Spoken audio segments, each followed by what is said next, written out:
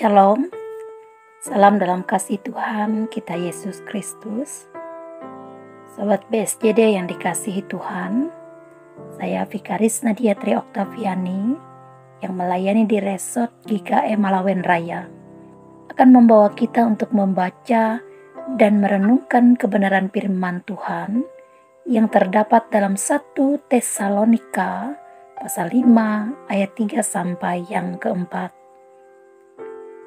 Apabila mereka mengatakan semuanya damai dan aman, maka tiba-tiba mereka ditimpa oleh kebinasaan, seperti seorang perempuan yang hamil ditimpa oleh sakit bersalin.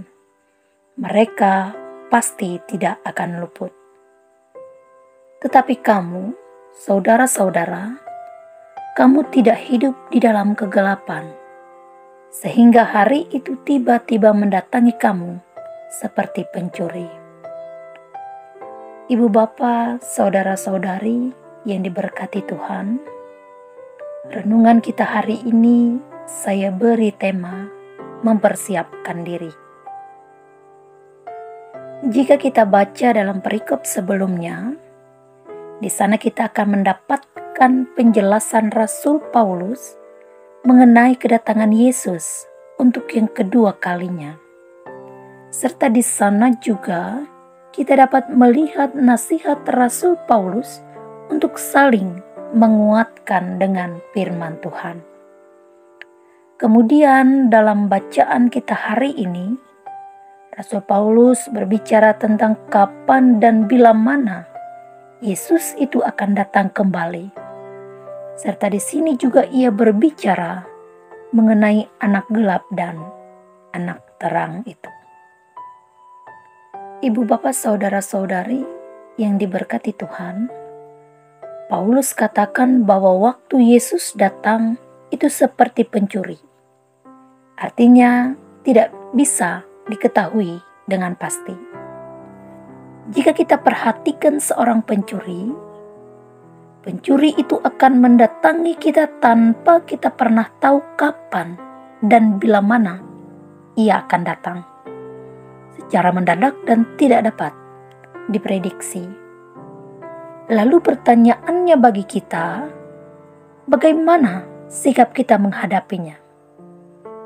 Yang pasti kita pikirkan apa saja hal yang perlu kita persiapkan untuk menggagalkan usaha pencuri itu di rumah kita. Ibu bapak, saudara-saudari yang diberkati dalam Tuhan, orang yang tidak mengenal Allah pasti menyangka bahwa semuanya akan damai dan aman, sehingga mereka merasa tidak perlu menyiapkan diri untuk menghadapi hari Tuhan. Sedangkan kita tahu bahwa pada hari itu semua orang akan menerima penghakiman dari Allah. Dan orang yang tidak mempersiapkan diri akan terkejut ketika dia sampai di hari penghakiman tersebut. Ibu bapak saudara-saudari, Paulus memakai gambaran yang sangat unik untuk memberitahukan bahwa kedatangan hari Tuhan itu merupakan sesuatu yang mengejutkan. Dan dalam hal ini, ia memakai ilustrasi wanita hamil. Mengapa Paulus memakai ilustrasi ini? Karena kapan waktu melahirkan itu akan tiba dan bagaimana sakitnya melahirkan itu tidak bisa diduga. Meskipun sebelumnya sudah mendapatkan gambaran-gambaran.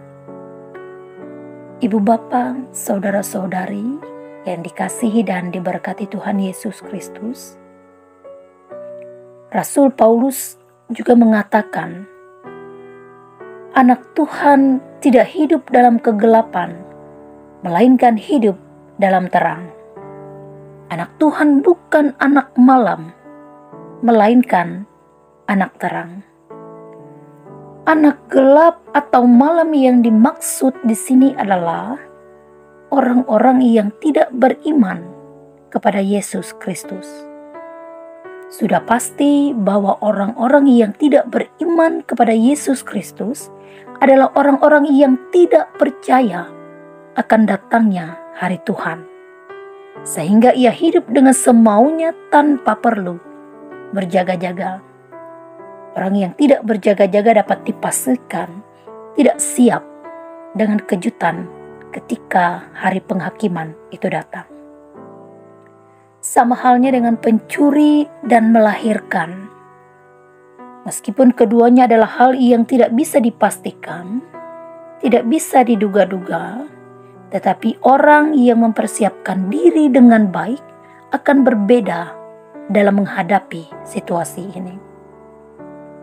Pertanyaannya bagi kita sekarang, sudahkah kita memelihara iman kita agar tetap menjadi anak terang? Dan sudahkah kita mempersiapkan diri kita dengan baik ketika hari Tuhan itu datang? Kita boleh jawab setiap pertanyaan itu dalam hati kita masing-masing. Tuhan memberkati kita melalui firman-Nya. Amin. Mari kita bersatu dalam doa. Kita berdoa. Bapa di surga, terima kasih karena sabda firman-Mu telah menyapa kami, bahkan mengingatkan kami agar tetap memelihara iman dan percaya kami kepadamu. Terlebih Tuhan, kami bersyukur karena melalui firman-Mu yang boleh kami dengar hari ini, kami diajak untuk selalu mempersiapkan diri kami agar ketika hari Tuhan itu datang, kami boleh menyambutnya dengan penuh kesiapan. Diberkatilah Tuhan kehidupan setiap umat Tuhan yang ada di dunia ini, terkhususnya bagi umat Tuhan yang telah mendengarkan kebenaran dari firman Tuhan dalam program Berita Selamat Jadi Dumah hari ini. Kesehatan, kekuatan, bahkan sukacita kebahagiaan akan senantiasa Tuhan anugerahkan bagi setiap mereka. Dalam setiap jejak langkah perjuangan kehidupan mereka Tuhan, mari Engkau jaga dan pelihara, sehingga melalui itu semua, nama Tuhan boleh senantiasa ditinggikan dan dimuliakan. Bapa di surga, ini kami, ini keberadaan kami.